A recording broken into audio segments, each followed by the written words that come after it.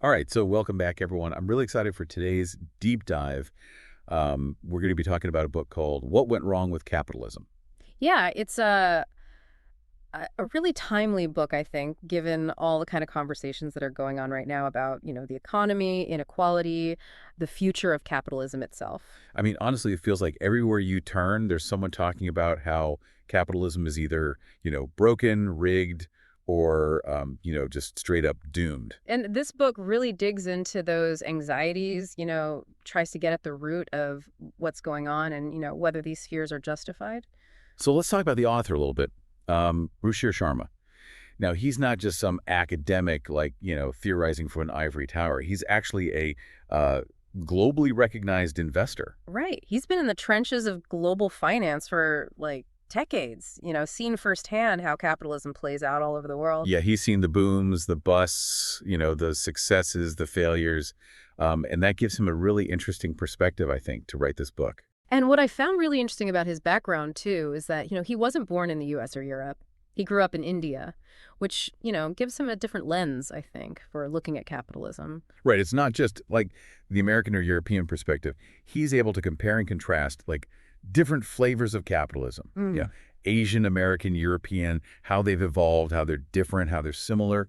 So, yeah, he brings like a global perspective that I think is really valuable in this conversation. Absolutely. So, okay, let's dive into the book itself.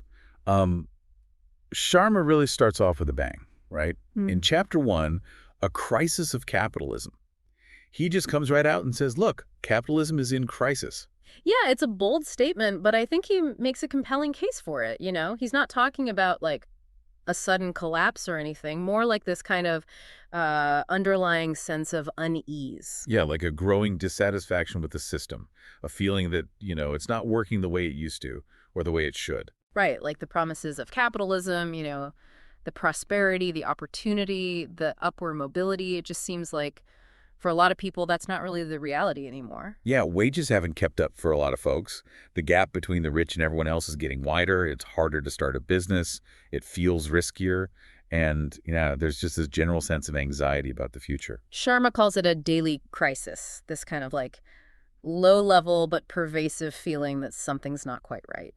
Okay, and he ties this daily crisis to a decline in what he calls economic dynamism. Yeah, and by that he means like the vibrancy, the energy, that kind of creative destruction that's supposed to be at the heart of capitalism. Like the churn, the innovation, the new businesses popping up, the old ones, being replaced.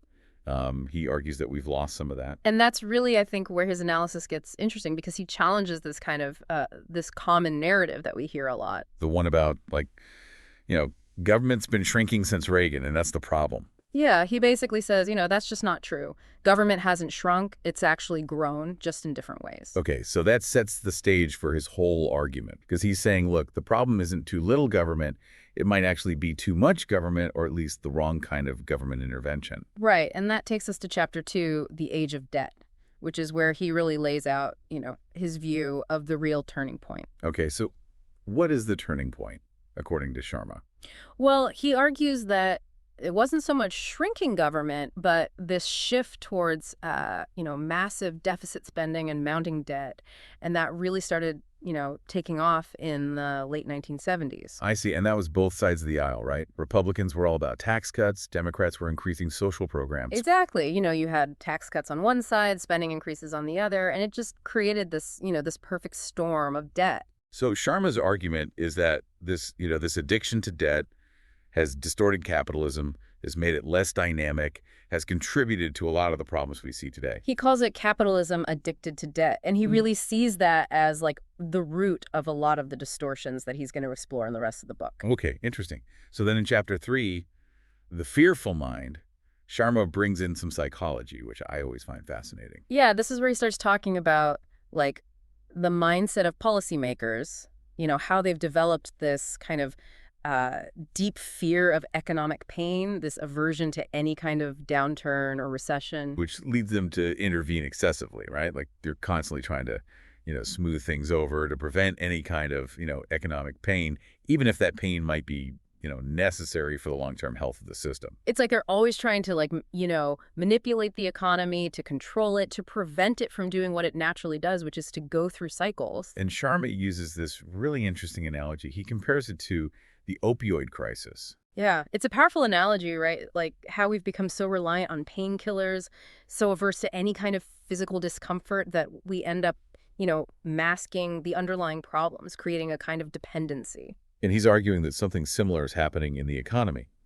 We're so afraid of economic pain that we keep intervening, keep bailing things out, keep trying to prop up the system.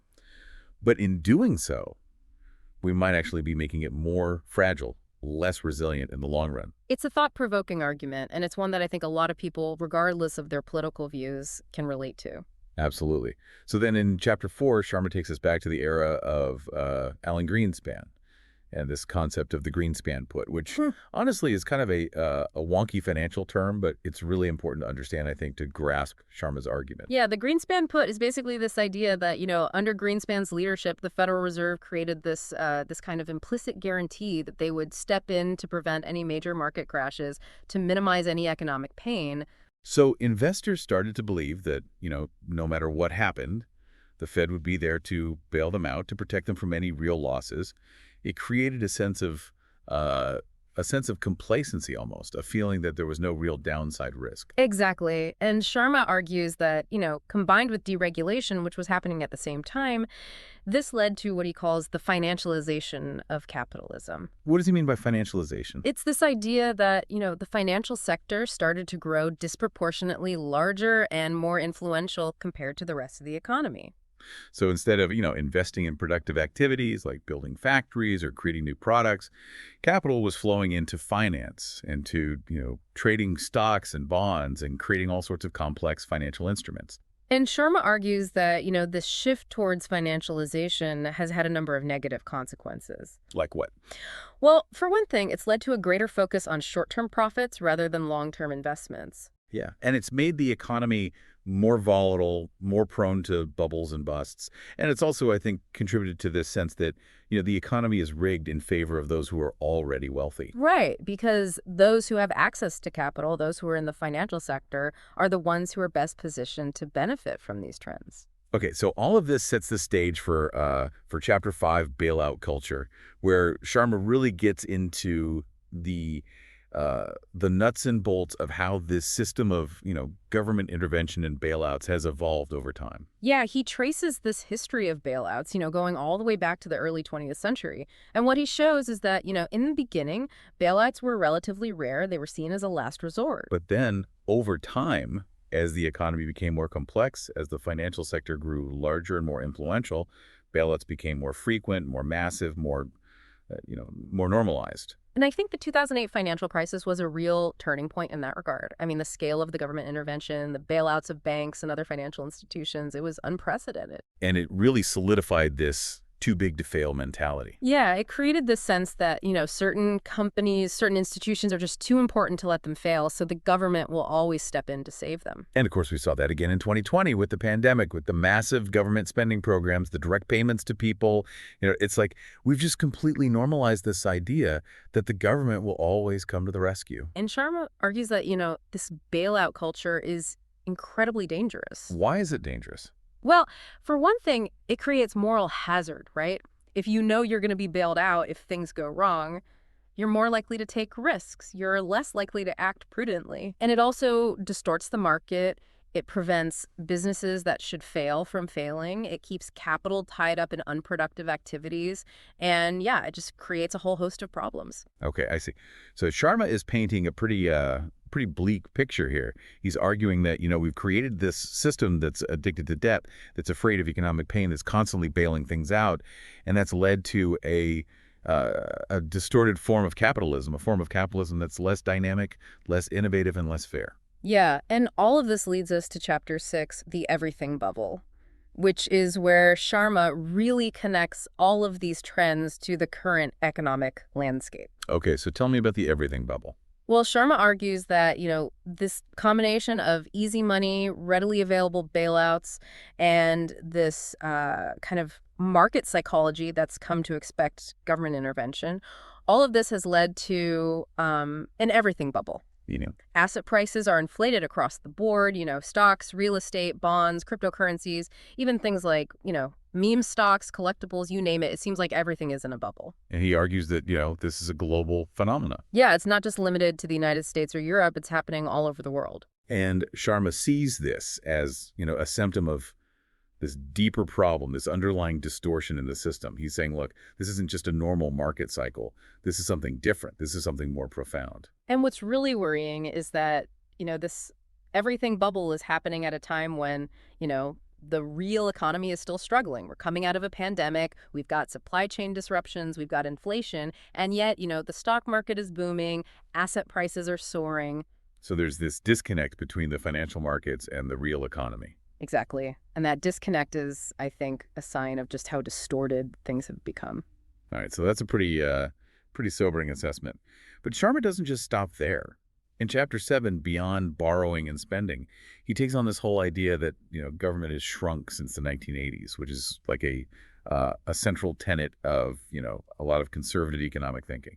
Yeah, he directly challenges that narrative, and he lays out, how the welfare state, the regulatory state, the national security state, all of these have actually expanded significantly since 1980. Really?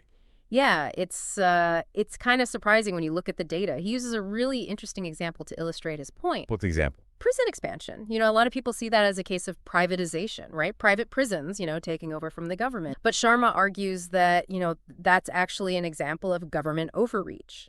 Because it's the state, it's the government policies that have led to this massive increase in incarceration rates, the war on drugs, mandatory minimum sentencing, all of these things, they've created this huge demand for prisons, whether they're public or private. I see. So he's saying, look, even when it seems like the government is shrinking, sometimes it's actually expanding, just in different ways, in ways that are less obvious.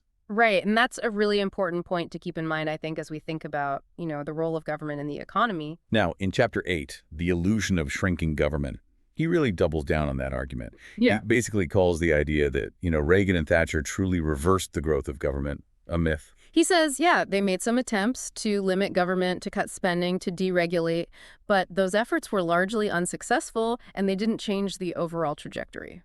And he even points out this surprising fact, I thought, which is that the United States, despite its reputation for, championing limited government, actually has more state-owned enterprises than many European countries. Yeah, it's not something that people usually think about, but it's true. So again, he's challenging this kind of this conventional wisdom, this narrative that we often hear about, the U.S. being this bastion of free markets and limited government. And it makes you think, how much of what we believe about, like, the role of government is actually based on, reality versus, like, ideology or rhetoric. Absolutely. Okay, so in Chapter 9, Regulation Runs Amok, Sharma turns his attention to the regulatory state. Yeah, and he describes how, the regulatory state has just become increasingly complex, burdensome. And he argues that, often instead of protecting consumers or promoting competition, these regulations actually end up stifling innovation and entrepreneurship. Because it's just so hard for, small businesses, startups, to navigate this, this thicket of regulations. It becomes a barrier to entry, gives an advantage to the big incumbents who can afford, to hire armies of lawyers and lobbyists to deal with all the red tape.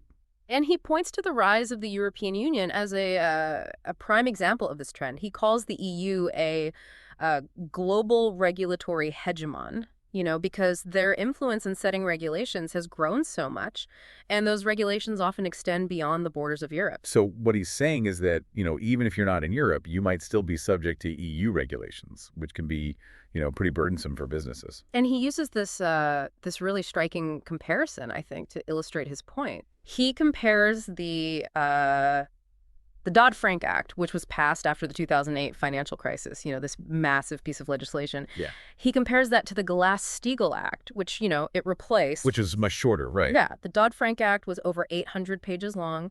The Glass-Steagall Act was less than 40 pages.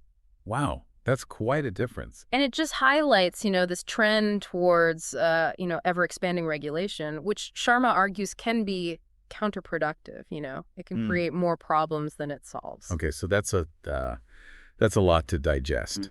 But I think we've covered, a lot of ground here, and we've really gotten into the heart of Sharma's argument. Yeah, we've seen how he traces this shift in capitalism, from this idea of shrinking government to this reality of expanding government, just in different ways. And how that's led to this debt addiction, this bailout culture, this everything bubble, this stifled dynamism, and this, growing sense of unease and dissatisfaction. And we've also seen how he challenges some of the, conventional wisdom, some of the narratives that we often hear about capitalism. Right, like the idea that, you know, government has shrunk, or that the U.S. is this, paragon of free markets.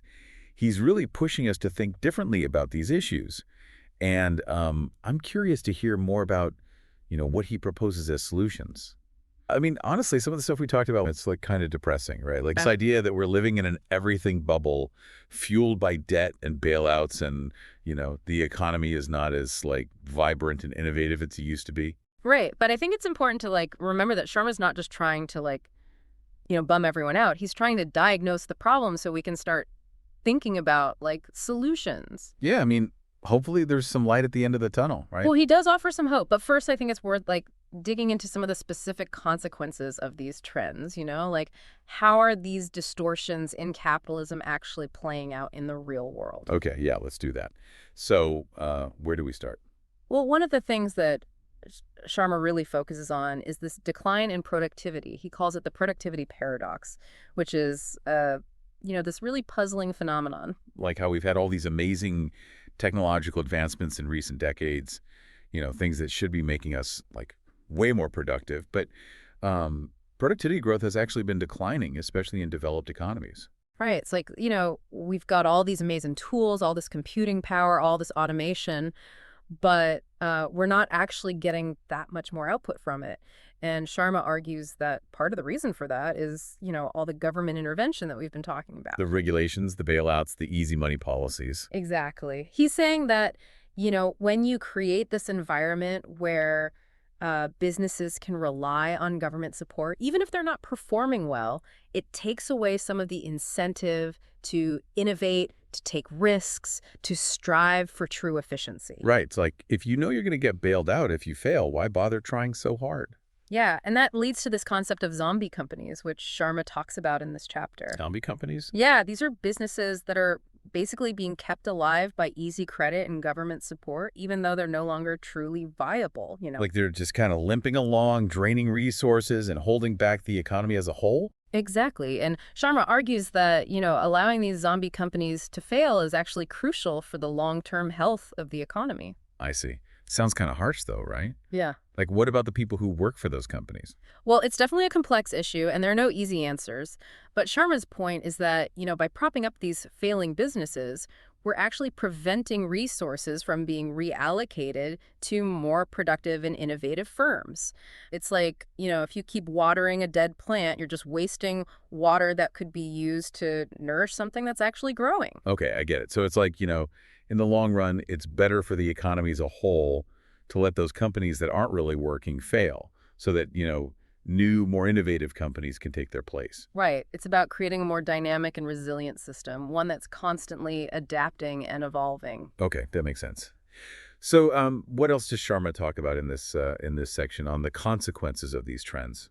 Well, another big issue he tackles is corporate concentration, this trend towards a handful of giant companies dominating more and more industries. Yeah, it's something I've been thinking about a lot lately.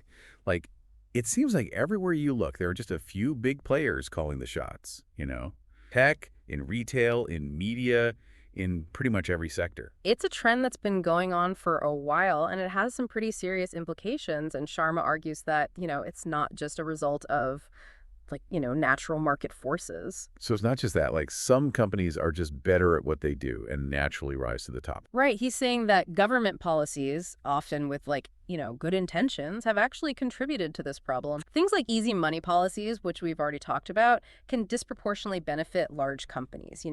They have easier access to cheap credit. They can use that credit to buy up their competitors, to consolidate their market power. Right. And bailouts too, right? Like if a big company gets in trouble, the government's more likely to bail them out than a small business. Exactly. And then, regulations, while often well-intentioned, can sometimes create like, barriers to entry for smaller companies, making it harder for them to compete with the giants. So it's like we're creating a system that actually favors the big guys, even if we don't mean to. Right. And the problem with that is, when you have less competition, you have less innovation, you have higher prices, and ultimately, consumers and the economy as a whole suffer. Right. It stifles that economic dynamism that Sharma was talking about. And then, all of this is connected to another major issue that Sharma tackles, which is wealth inequality. Yeah, this is something that feels very real for a lot of people.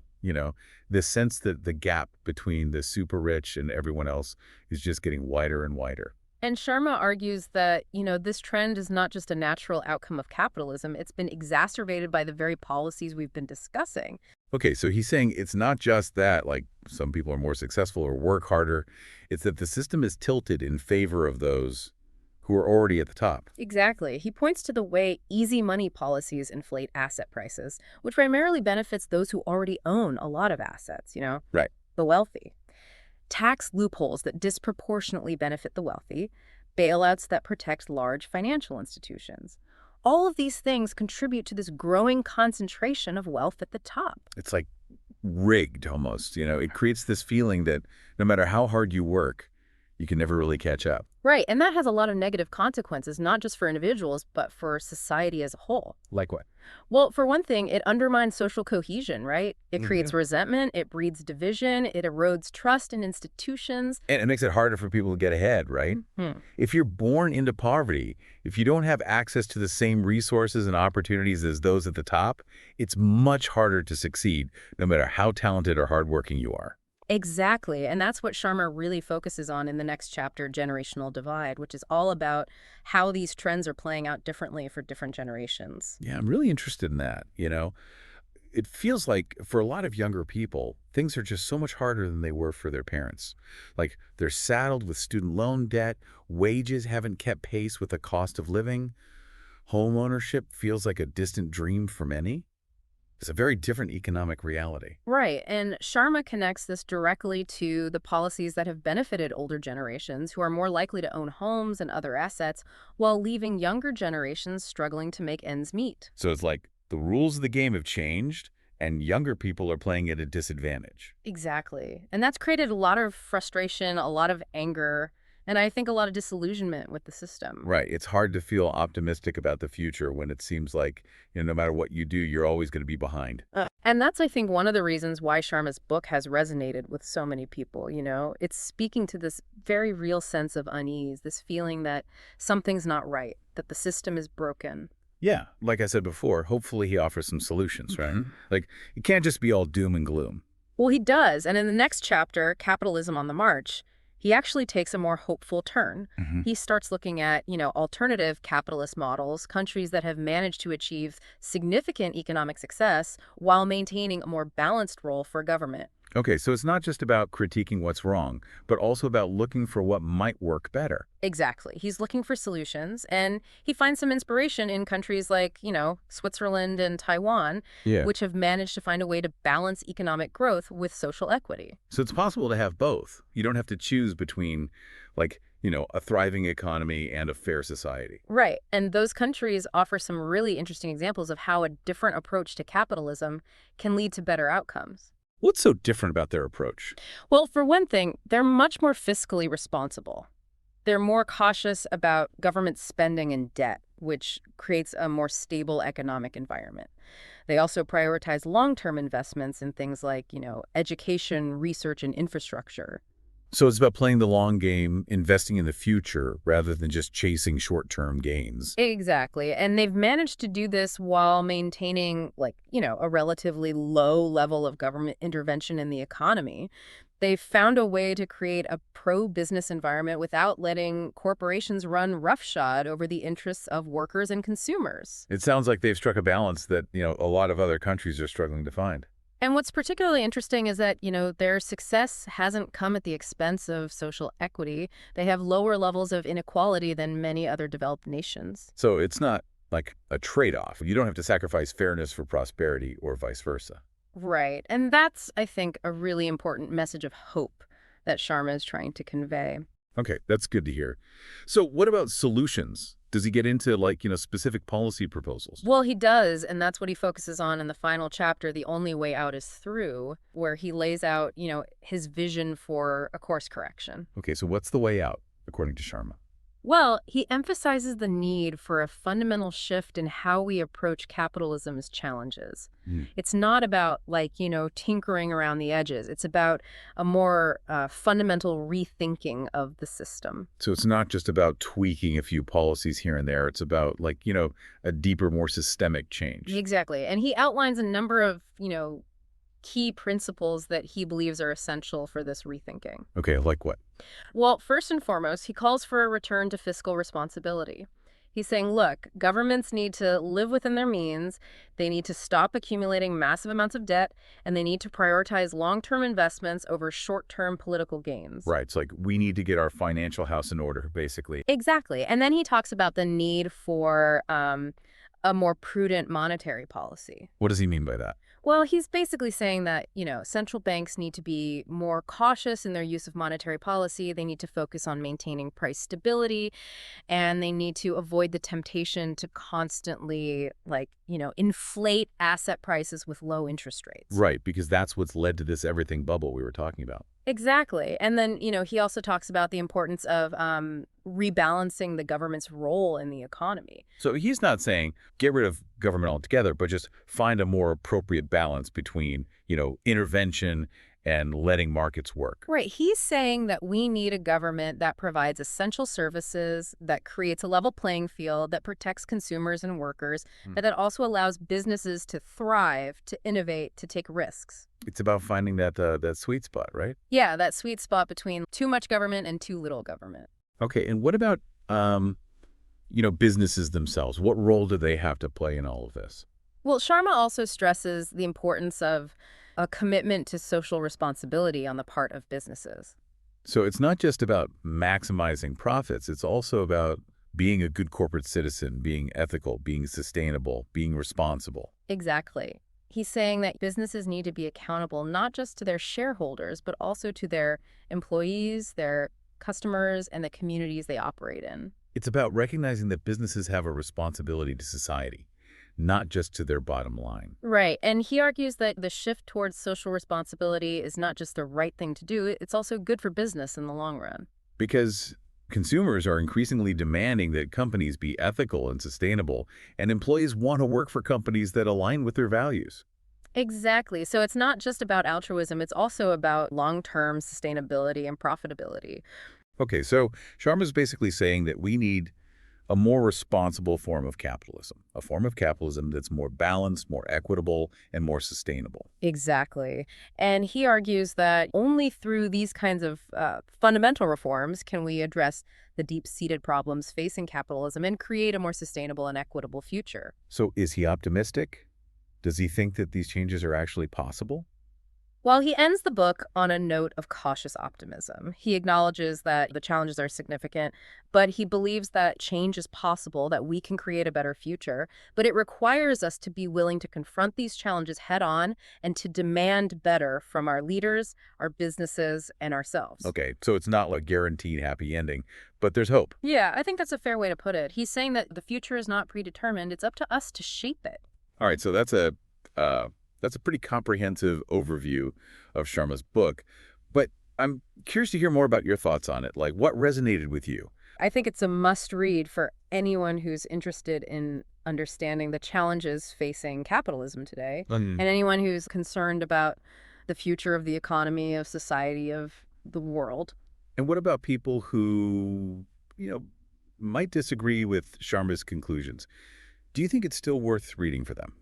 I think so. Even if you disagree with some of his arguments, I think it's valuable to be exposed to different perspectives, to challenge your own assumptions. Right. It's about engaging in the conversation. Right. Even if you don't agree with everything that's being said. Exactly. And I think Sharma does a really good job of presenting his arguments in a clear and accessible way. Yeah, it's not overly academic or jargon-filled. Right. It's a book that anyone can pick up and understand. And I think that's really important because these are issues that affect all of us. We all have a stake in this conversation. Yeah, I think that's one of the things I really appreciate about Sharma's book.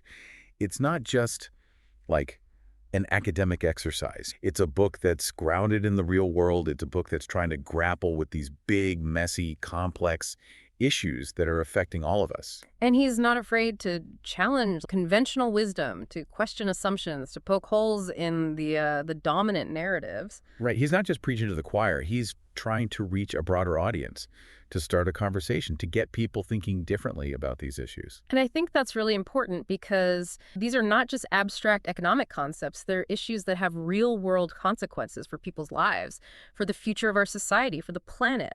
Absolutely. So I think we've covered a lot of ground here. We've talked about Sharma's diagnosis of the problems facing capitalism, his critique of the current system, his exploration of alternative models, and his proposals for reform. Yeah, we've really gone deep on this one. And I think one of the key takeaways is that the future of capitalism is not predetermined. It's not set in stone. It's up to us to save it, to make it work for more people. Right. It's not about accepting the status quo. It's about demanding better. It's about creating the kind of world that we want to live in, the kind of world that we want to leave for future generations. And that requires us to be informed, engaged, and active participants in the conversation. We need to read books like this. We need to talk about these issues with our friends and family. We need to hold our leaders accountable, and we need to support businesses that are trying to do things differently. Yeah, it's about taking ownership of the system, not just being passive observers. It's about recognizing that we all have a role to play in shaping the future of capitalism. So if you're interested in learning more about these issues, if you want to dive deeper into Sharma's analysis and explore his proposed solutions, I highly recommend picking up a copy of What Went Wrong with Capitalism. It's a challenging read, but it's also a deeply rewarding one. And I think it's a book that will stay with you long after you've finished reading it. It's definitely a book that's given me a lot to think about. Me too. And I hope it does the same for you. Thanks for joining us on this deep dive. Until next time.